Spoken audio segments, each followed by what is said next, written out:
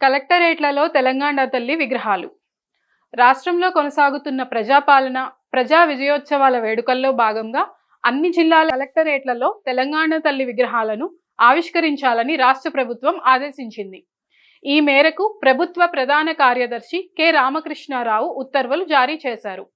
ఈ నెల 9న ఉదయం సరిగ్గా 10 గంటలకు అన్ని జిల్లా కలెక్టరేట్ కార్యాలయాల్లో తెలంగాణ తల్లి విగ్రహావిష్కరణ కార్యక్రమాన్ని ఘనంగా నిర్వహించాలని సిఎస్ ఆ ఉత్తర్వుల్లో పేర్కొన్నారు.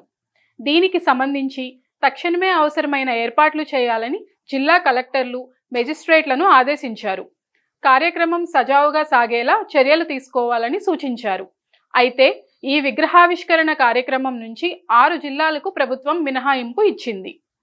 ములుగు, నారాయణపేట, వరంగల్, ఆదిలాబాద్, కరీంనగర్, నల్గొండ జిల్లాల్లో ఈ కార్యక్రమం ఉండదని ఉత్తర్వుల్లో స్పష్టం చేశారు. ఎన్నికల కోడ్ లేదా ఇతర కారణాల వల్ల ఈ మినహాయింపు ఇచ్చినట్లు తెలుస్తోంది.